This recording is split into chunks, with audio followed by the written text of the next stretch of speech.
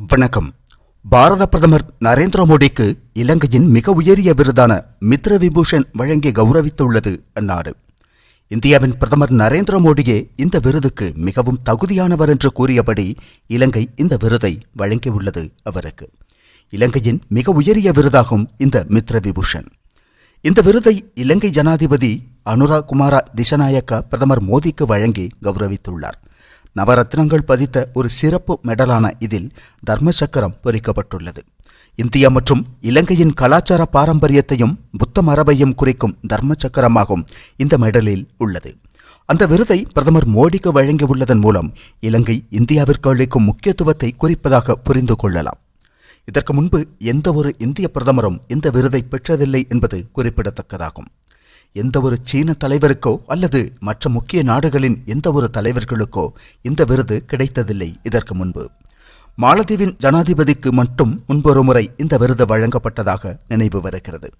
ஆனால் இதற்கு முன்பு வேறு எந்த ஒரு அமெரிக்க அல்லது சீன தலைவருக்கும் இந்த விருது வழங்கப்பட்டதில்லை. இந்தியாவின் பிரதமருக்கு இந்த விருது வழங்குவது இதுவே முதல் முறையாகும்.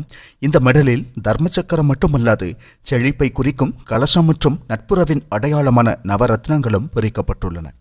இரண்டு நாடுகளுக்கும் இடையேயான புனிதமான உறவை இது குறிக்கிறது. மாலத்தீவு மற்றும் இலங்கை இரண்டும் தீவு நாடுகளாக இருப்பதால் அவர்களுக்கு இடையேயான உறவு வலுவாக இருந்தது. அந்த வலுவான உறவை மேம்படுத்தியமைக்காக மாலத்தீவின் முன்னாள் தலைவர் ஒருவருக்கு மட்டுமே இந்த விருது வழங்கப்பட்டுள்ளது. காலகாலமாக தொடர்ந்து வரும் உறவை நினைவுபடுத்தும் விதமாக இந்த மெடலில் சூரியனும் சந்திரனும் பொறிக்கப்பட்டுள்ளது.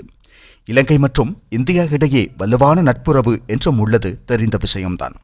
வரலாறு, மதம் மற்றும் கலாச்சாரம் ஆகியவற்றில் இணைந்துள்ள இரண்டு நாடுகளாகும் இந்தியாவும் இலங்கையும். இந்த விருது வழங்கிய பிறகு இலங்கை ஜனாதிபதி திசநாயக்க நீண்ட காலமாக நீடிக்கும் இந்த உறவு பொதுவான நலன்கள் மற்றும் மதிப்புகளை பகிர்ந்து கொள்வதாக உள்ளது. அதனால் இலங்கையின் மிக உயரிய இந்த விருதுக்கு மிகவும் தகுதியானவர் இந்திய பிரதமர் நரேந்திர மோடி என்று கூறியுள்ளார்.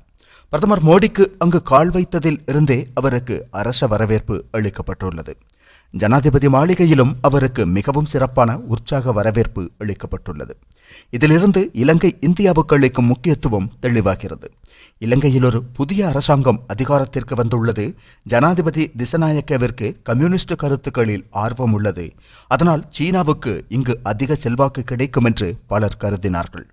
ஆனால் இந்தியா மற்றும் சீனாவின் போட்டியில் தாங்கள் சாண்ட்விச்சாக மாற்றோம் என்று இலங்கை ஜனாதிபதி முன்பே கூறியுள்ளார்.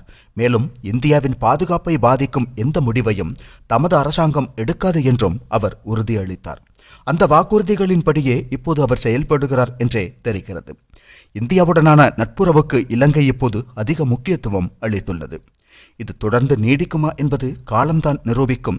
எப்படி இருந்தாலும் பிரதமர் மோடிக்கு கிடைத்துள்ள சிறப்பு வரவேற்பும் விருதும் இந்தியாவுடனான உறவுக்கு இலங்கை அளிக்கும் முக்கியத்துவத்தை காட்டுகிறது என்பதில் சந்தேகமில்லை.